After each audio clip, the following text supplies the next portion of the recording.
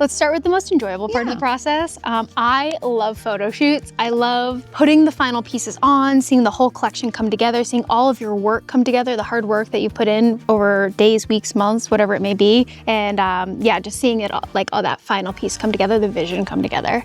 The hardest part of the process, for me specifically, I work with resin. There are toxins involved. So when I work, I have to wear a respirator and gloves, and there's a lot of precautions that are taken. And so, you know, if I were just painting and didn't have to wear all of that gear, I think I would enjoy that part a lot more. But yeah, my least favorite part of the process is probably the actual making of it because of You're protective. the precaution aspect of it. And then, what was the third question? Burnout. Burnout. Oh, That's a hard one because I think you can experience burnout 3 months, 6 months. It's like a loop. It'll repeat. Yeah, I think that this question is really hard to answer because I think that everybody experiences phases where they need to stop making for a little bit and recalibrate, find themselves again, because we're always changing, we're always growing, and what used to work last year, 2 years, 3 years ago may not work anymore, and that may be experienced as burnout. It also just is like recalibration and figuring out where you are at this part of life and not like shaming yourself for that and being okay with taking a break for a little bit. And I would say that this past year was the first time I experienced that. The first like 3 years of my business, I mean, I was cruising. There was no downtime. It was almost every day I was making something and everything would sell like within minutes. And so I didn't really experience much burnout because there was so much reward. But then a down period came where, you know, I was evolving. It didn't feel like me anymore. It wasn't selling as it used to. And that to me was kind of like experiencing burnout where I needed to take some time off and find myself again and find inspiration again. And I think it's okay to go through phases like that. I also don't think anybody's made to production make art for their entire life. Do you know what I mean? That's really absurd. Yeah, that's true. Yeah, you don't think it because you think of artists and like Picasso, he did it art forever, Michelangelo, art forever. And so. But nobody talks about the days that they took off. Yeah. You know? Yeah. And I'm sure that there were days, weeks, months that they took off. Yeah. And so I don't think it takes away from you being an artist. It's just another phase of life that you have to learn to navigate without shame or guilt and just figuring out who you are at this next step, you know? I love it. I love that perspective. Thank you. Okay. This one is one that, you know, is going to bring on those shame feeling questions. And, you know, not everybody is a fan of art and not everybody's a fan of all art. How do you handle criticism now versus how you handled it when you first started? In the feelings. I think this is part of entrepreneurship in general. A lot of the time is you need to learn to not take everybody's opinion and that sometimes it's just business, you know what I mean? And not taking it personally. And when I first started, I definitely took it personally. You know, there were thousands of comments of people of this art will never last, this is crap, this is just plastic trash, you know what I mean?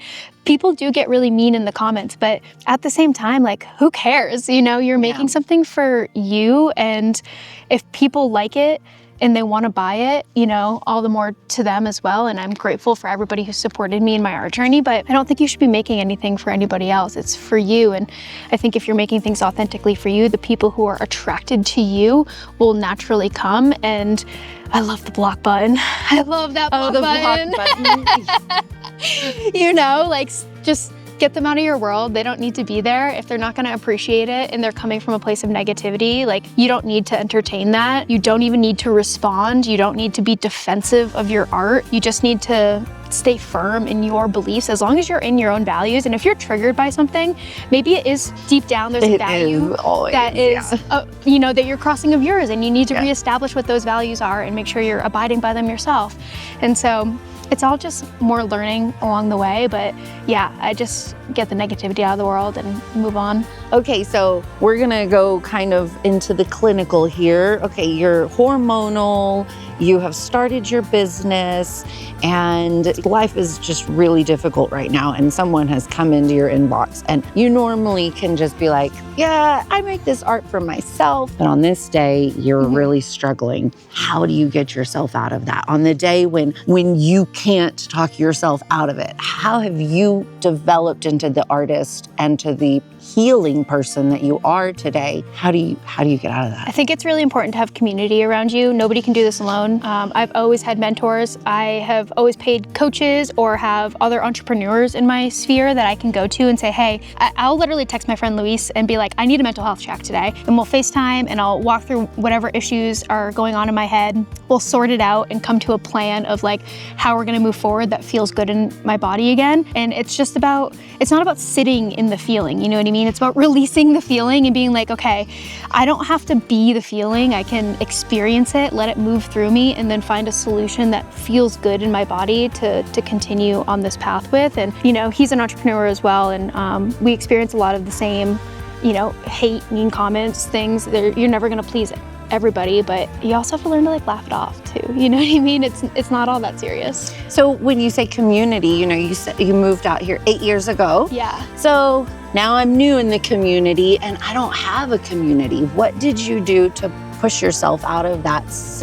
Where'd you go? Where were the places that because I do hear that. It's like, well, I don't want to go to a bar. Well, you shouldn't go to the bar. And I don't want to go to the library. Okay, well, you don't go to the library. Where would you go and find the people that you want to be surrounded by? For me, markets were the first place that I found community as an entrepreneur, because there's a bunch of like-minded people who are learning to sell their art, their craft, their service, whatever the case may be. So they're relatable in the same place that you are. But I think it comes a time where you outgrow those things as well. And social media, honestly, like I found so many beautiful people on social media. I've found coaches that I trust with my life on social media. I found some of like my deepest friendships from followers that have like supported my art. You know, they have 10, 15, 20 pairs of my earrings and they just become, you know, family almost to me.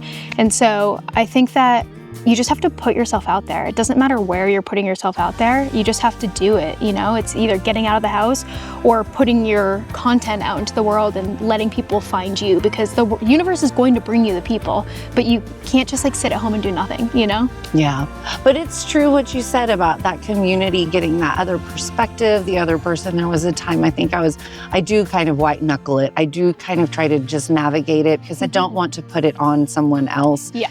But like there was a time when I called my friend and she goes, well, I think with you, the first thing we should start with is food. And it was, and I would never have thought of that on my own. I would have done the breathing. I would have done all of the tools that I had. But my friend, she was the one that was like, what about food? Have you eaten? And I was like, oh, that probably would help. So it's true, you know, you do when you're struggling. We get stuck in our own world sometimes, you know what I mean? Yeah. But our world is not the true reality of what's going on. And so sometimes we do need an outside perspective, whether it's a paid outside perspective of a therapist, of a coach, of somebody who has been there already and can see something maybe that you don't see already, can encourage you in ways that you can't encourage yourself because you just haven't lived it yet, you know? So just having people you look up to. I mean, I love having people in the room that like I know are in the place that I want to be, and I can look up to them and learn from them. Not being the smartest person in the room, making sure that they're empowering and just always learning, you know, putting yourself in places, whether it's like a networking event or even just like walking around an art fair and just like walking up to an artist that you really like and starting a conversation with them. That's how you build community. You just have to put yourself out there a little bit.